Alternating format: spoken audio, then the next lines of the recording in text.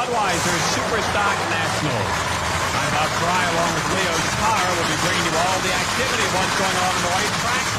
The first car to come out of the bleach area for the first time ever here at Maple Grove Raceway. This is Gary Densham and the Tigers Pet car from Bellflower, California. There's a guy that runs in the East in match race action. And this is Dominic D.A. Santucci out of Glen Willard, Pennsylvania.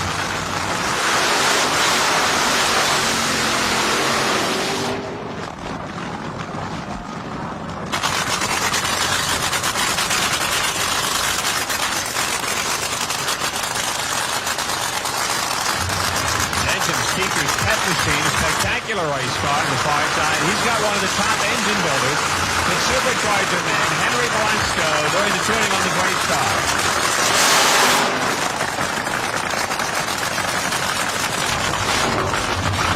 Good look at D.A. Santucci in the Black Magic car, spectacular racer. So it's Densham qualifying out of the number 7 hole against the 3-seed Dominic Santucci.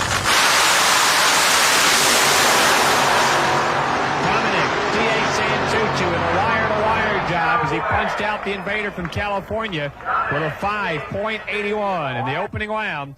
5.81 for Dominic Santucci at 243 miles per hour.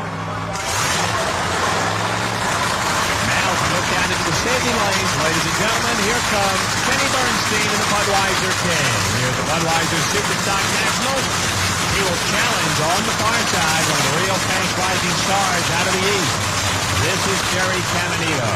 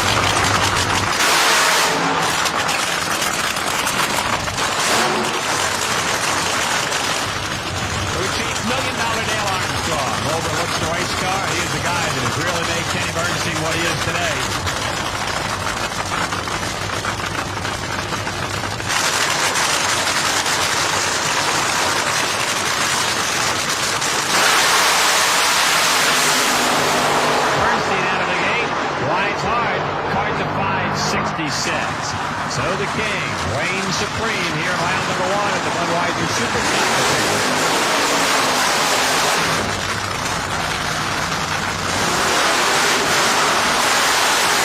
The safety performance Saxon Gage's Kyoto car told to go cover supreme, but the 2-year veteran Bruce Larson. Larson coming in as the number 2 seed. We'll be taking on RC Sherman, who has recently been installed at the wheel of South Philadelphia Nick Bonaparte. Ray Mestis touches race car over on the Winston side of the race course.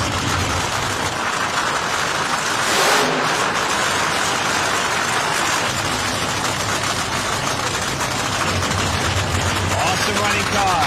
Mild-mannered Bruce Larson under the watchful eye of his crew chief and mentors as they prepare to do battle. Start for Ray Sherman. Triggered that foul start and watch Bruce Larson reel him in. A great charge on the top end. His Larson cards of 568, 251.39 miles per hour.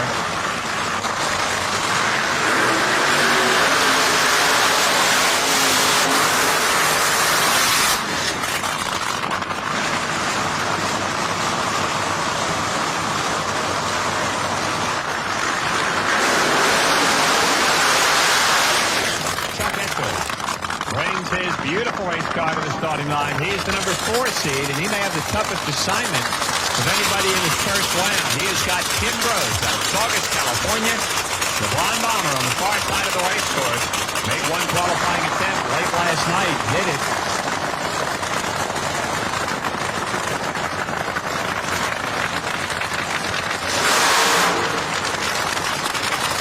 Kim Rose.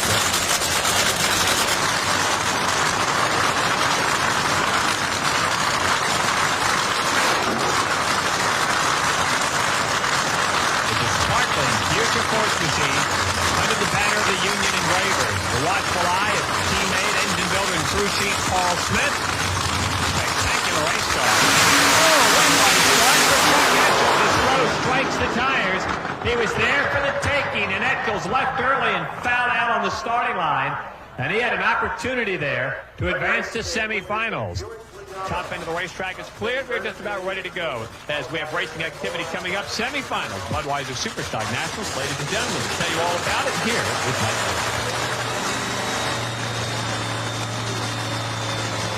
All right, thank you, Bob Fry. And as you can see, ladies and gentlemen, it is time for the Fuel Funny cars, and to lead things off, it will be Kenny Bernstein against Dominic Santucci. And for Santucci, it's kind of an interesting situation. His cars always run very well here at Maple Grove Raceway, but this is an opportunity to put a big feather in his cap. He's got the three-time Winston World champion on the tower side lane. And Santucci, who, like most racers, has never had the opportunity to beat Kenny Bernstein in NHRA championship competition, this would mean a lot.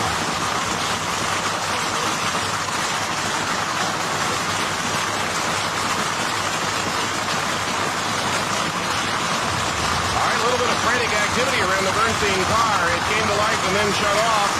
The crew had the ear muff on as the engine started and then back off.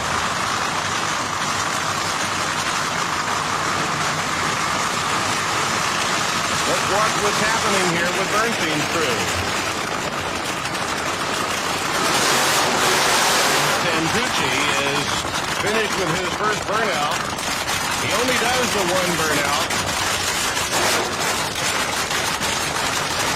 You know, the silent crew chief on Dominic Santucci's car is Dale Colby. Santucci has been having Colby almost in the car by long-distance telephone, and now that Colby, driving for Billy Meyer, is back in the NHRA Torch, it's helped him out quite a bit.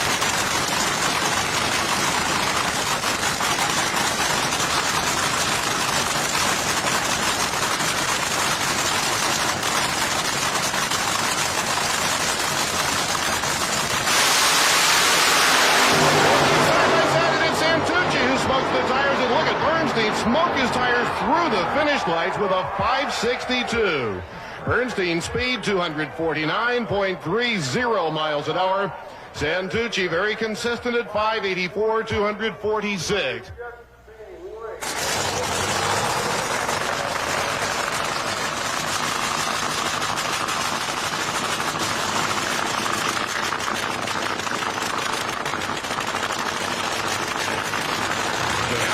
Larson, who will come back to race Bernstein in the final. It'll be a repeat of the Cajun Nationals. Here's Bruce Larson.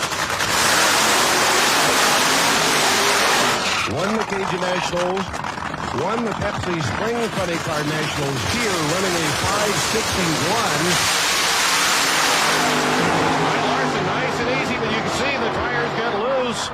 He drives it around to a 576 and finally shuts it off. The speed, 254.23 miles an hour. And you know what? He never did shut it off till he was out the back door. All right, so Bruce Larson, who punched out Kenny Bernstein in the finals at Baton Rouge. Larson had a 5:59 in that run.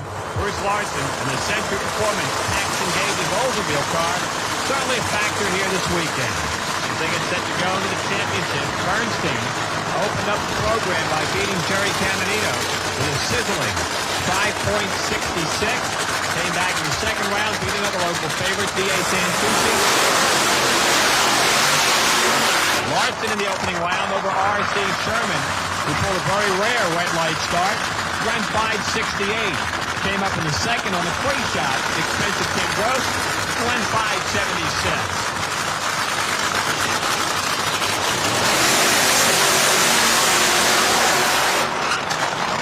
Bruce Larson running as part of that Joe Amato racing team this year. The Century Performance Paxton Gages got on side of what was then the USA #1 car a year ago.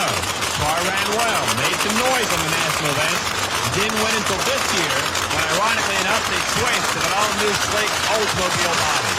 Larson ran Chevrolet cars for 22 years before switching and never won a national championship.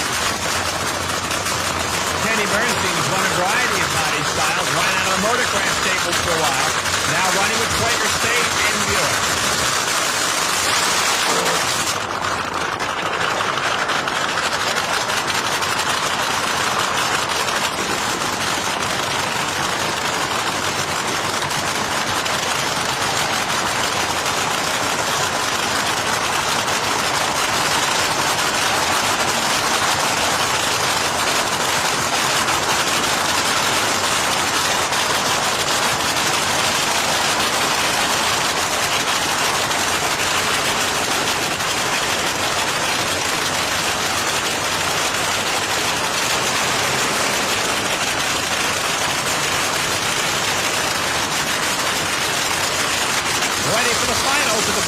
Supersonic match.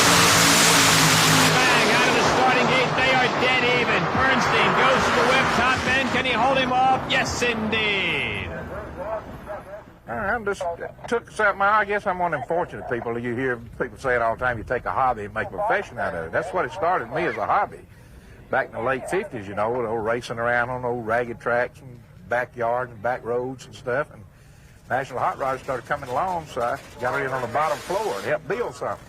Now, I was division director for about 15 years. I ran this whole East Coast for 1 year. And when the first horse race they ever had is a National Hot Rod meet here at this racetrack, I was sitting here, didn't even know where the track was at. What makes you different than any other starter out there? Because you do more than just press a button when you're out there. Oh, well, I know it looks easy to stand there, but I got good crews. When I go to a race, anywhere I go, I'm going to have pretty good people with me, you know. If I'm not, I'm going to weed them out. They do most of the hard work, but it's just people we train. It's just like you. You're doing your business, you know what to look for and know the shots you need to get. Well, I know from just experience, I just glance at the car and I take in the overall look, see if they're leaking, the safety equipment's there, the belts are fastened. Just, you know, everything in general, it just comes as a habit, you know. I can just glance at them and I see things that, you know, just comes from experience, I guess. What about the camaraderie that you have with the drivers? Oh, well, that's something that I've built up over the years. They've learned to trust me, and I've learned to trust certain ones of them, you know. Because each one of them's different. They all know two the same, you know. And we have a lot of them that's got a lot of superstitions and little things. And guys, if you don't nod at them or give them a thumbs up or do certain little things, it just upsets them, you know. And if they lose, they blame it on that, you know, and different things. We just have a lot of stuff. And some of the old racers been with us from word go. We do the same thing, you know, over and over. And it just comes habit, you know, and everybody knows what to do. Are you the original starter? No, not really. Well, I'm the original one, I guess you'd say, with electronics deal. But there were two or three, I think, with the National Hot Rod Association at different races, at different parts of the country. Well, when did the electronics come in? What year was that, the electronics? 64. So ever since 63 and 64. 64 is when we really started using them. And it was hard for the racers to accept them at first, you know, the way the thing. Well, we had a lot of little things wrong with them, and they didn't like it, you know. They liked the flag. Everybody had their thing. Some of the older racers, you know, they knew the flag men, how to jump the flag start, and how you control it. That's why we brought electronics in, to take the human error out of it, they say. Did you shake a flag also in the early days? Yes, when I was younger. I don't think I can do it now. I got to get my fatty off the ground.